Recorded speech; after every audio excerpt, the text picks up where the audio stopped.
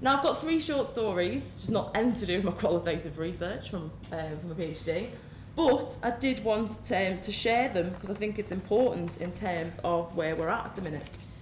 The first one is Occupy Liverpool in particular. There was only about 30 members on the actual site. And in general, I saw Neil Smith talk at Manchester, and he was saying that if you think about the publicity and the way in which Occupy has captured the kind of imagination of many people across the world, there's not actually that many people occupying, you know, compared to, say, some student demonstrations, etc., etc. But Facebook groups, etc., have like a gazillion likes, yeah? And my concern is what happens when everybody likes the revolution on Facebook, yeah? It's slightly a bit of a concern. And this is me. It's supposed to be a picture of me. I'm being quite flattering of myself there, right? No one's ever seen my hair that straight, for example. Right, but this is a picture of me on my mobile at home liking activism. And this is not a joke. You can do this, right? And it's kind of, it's a big concern. There's a huge amount of people liking stuff, but not any, people taking the active out of activism. It's a bit scary. And the story I wanted to share with you is not my story. I should have made a note of the name of the guy who's told it, but he was talking about, he was a teacher in America, and he was talking about how, for many of you here, we'll be teaching. And he was talking about how there'd been a guy sitting at the back of his class who'd not moved his face the whole time of like the module across a year. And at the end of it, he came up to him at the very last day and went, "That was the best module ever," and walked off, right? The guy had never ever moved. The second part of that story is this guy tells a story about how he walks past his daughter on her iPad, yeah, and she's typing LOL, which obviously means laugh out loud. And he goes to her, "LOL," and she goes, "Yeah, Dad, it means laugh out loud." And he goes, "I know, but your face didn't move." Right? Okay, what a great story. Sorry for stealing this guy's story, and I really wish I could acknowledge him. So I apologise. But what an interesting thing. How many of us type, "Oh, this is atrocious" on Facebook, but we're actually just going, "This is atrocious, Chris," right? This is what we do. I do it all the time. And so this is a bit of a concern, I think, in terms of the culture of how we're going to take Occupy forward and how we're actually going to contest stuff in a meaningful way. The second story is called "And Foucault Wept." This is my friend, who shall remain nameless because it's being videoed. My friend, we'll call her Sally. Her name's not Sally, but we'll call her Sally. And she doesn't live here anymore, in the Abbeytow apartments in Manchester. And she doesn't live there anymore. And what happened was she said, "Oh, come to my new place." So I went, and I walked in. This is a genuine picture. I walked into this, yeah? And she was going to me, "Isn't it brilliant? Look at, you can't see it here, but at the bottom there's a security hub, right? With a camera on the top. All around the sides are are doors, yeah? Like, so it's the panopticon, that's what it is, right? And she desired to live here. She thought this was the best thing ever, right? So what hope have we got when my friend Sally, we'll call her Sally, when we start to desire these things, we start to desire these things that we're trying to actually resist against, yeah? We're trying to contest. So yeah, that's a picture of my face, which doesn't quite do it justice, actually, because I was a lot more shocked than that. So that's a genuine picture. The other thing I've taken from David Harvey's latest book, let me just check my timing here, I do want to have a good discussion. The other thing is from David Harvey's book, and I'm just going to read this out because it speaks for itself, right? A student said the following to David Harvey in his class, right? "At Disney World, the countries are much closer together and they show you the best of each country. Europe's boring, people talk strange languages, and things are dirty. Sometimes you don't see anything interesting in Europe for days, but at Disney World, something different happens all the time, and people are happy. It's much more fun and it's much more well designed." Do I need to say anything else in terms of, if we're thinking about challenges in terms of our culture and things that we're buying into, what can you say about that? And I think, I could draw on more things. I could talk about, there is actually like places, what's that place called in Florida, yeah, where it is actually kind of designed like Disney World, it's near Disney World. So anyway, I just wanted to share those 3 short stories because I found them, I know it's not anything to do with like my actual primary research and all the rest of it, but I just thought they were really important stories in terms of the current culture that we're in. And what one of the key challenges is for Occupy, and for any form of resistance and contestation, is to break us out of that, yeah? And once you do, it can be pretty exciting, yeah? but it's hard to do, but once you do. So in Occupy Liverpool, they had an occupation of the bank, and then they had a meeting, and they got a buzz off it, yeah, this kind of to do something beyond normal behaviour, and these other things, such as liking activism on your mobile, have become normal behaviour in many ways. So in terms of this, crossing a line and getting out of the normal routine of everyday life, that's one of the most powerful things that Occupy can do. And Occupy now, as far as I've understood it, particularly from Liverpool and London, are working very much in terms of doing that outreach, of finding those cracks and kind of breaking people out into supporting it and getting on with it. The next section is the bit about, again, it's interspersed with things from Occupy Liverpool, is about the manifestations of state violence. I'm focusing on this in very much an urban context. That's not me ruling out the rural by any means. Apparently there's one guy in the middle of Scotland on a hill occupying, and I really want to go and see him, right? Just on his own. So I think that's fantastic. But anyway, looking at it from an urban context, and Harvey's talking about the idea, so not all of this is going to be manifestations of state violence per se, but broadly. David Harvey's talking about the urban, and what's really important is the stakes hang in terms of thinking about who gets to fill that urban space with meaning, yeah? And one of the things is, and this is it's not the best cartoon, but this is the Starbucks mermaid, yeah?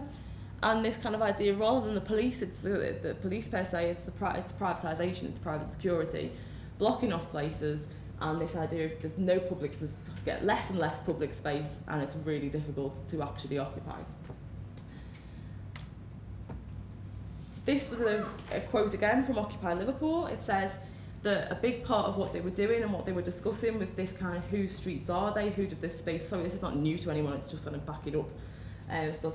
Who does this space belong to, and this person was saying that increasingly in their lifetime, the idea that you can't walk down a particular street at a particular time, and you can't go from here to there, it's become quite normalised, yeah? Particularly perhaps with younger generations who've not known any different. It's like a maze round by mine because they've blocked off every single pathway with these huge gates near my house, and I can't get anywhere. And it just becomes normal. You just sort of, you adapt and you start going round this long way rather than actually sort of doing anything about it.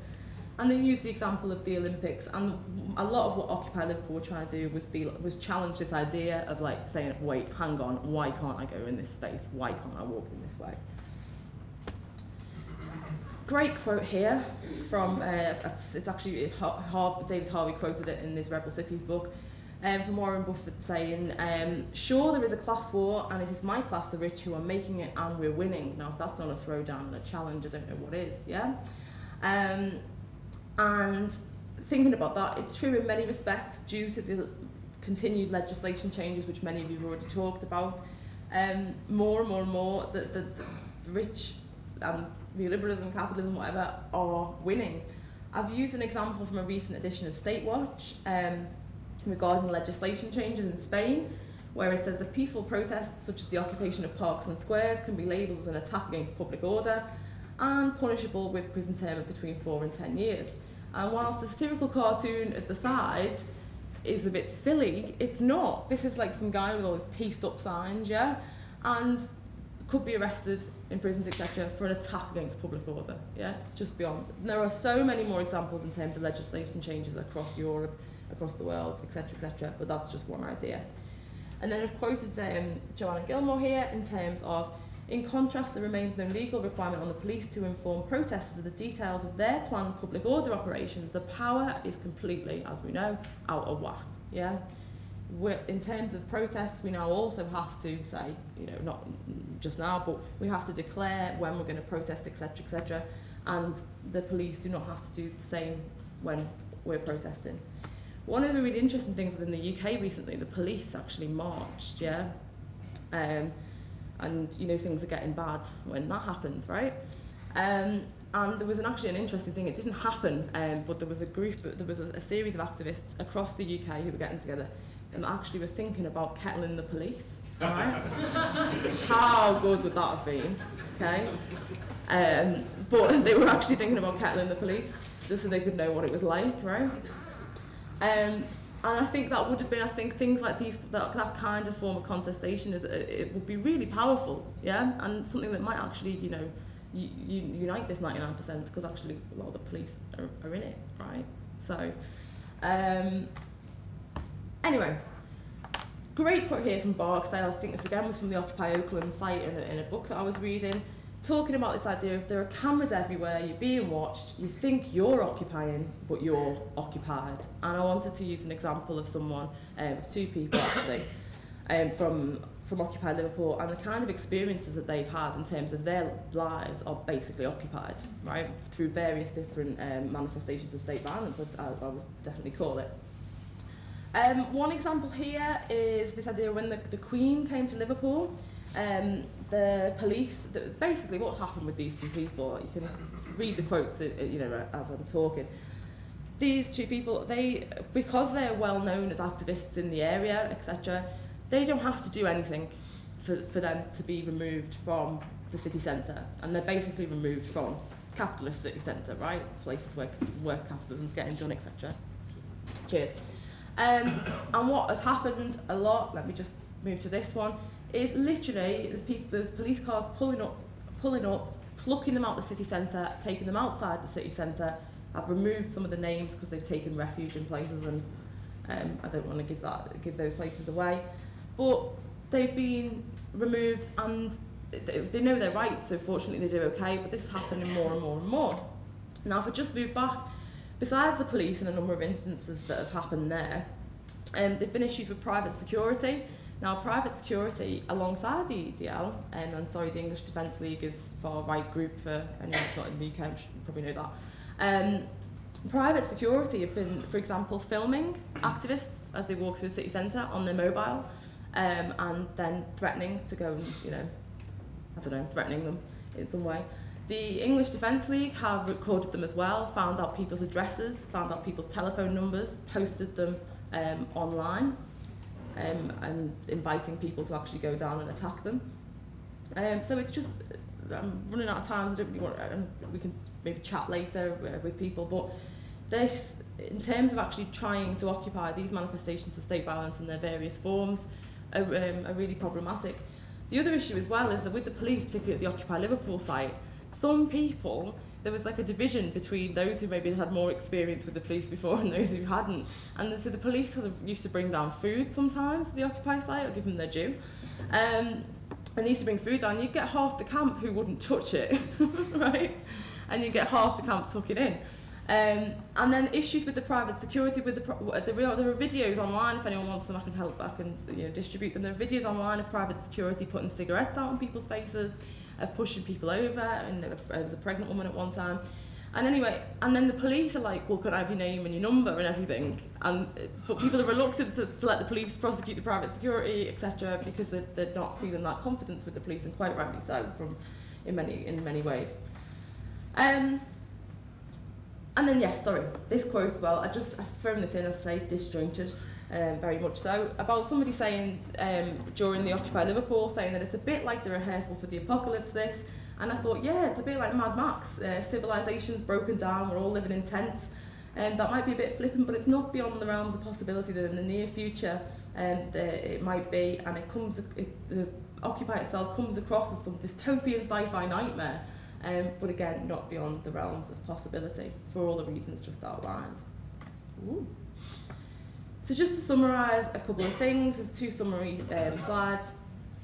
Just to justify the place where I'm coming from, I realise there's a lot of critique of Gramsci, etc., but it is quite an elastic framework from which to work, and I think anybody who's taken any theoretical framework with this research is going to make a really decent contribution, yeah? I just think as long as it's always a critical reading, then that's tip-top. And as I said before, Occupy itself is this site where people are competing theoretical frameworks, competing theories are playing out. So that's quite difficult, so I'm hoping that my PhD will kind of grow alongside that.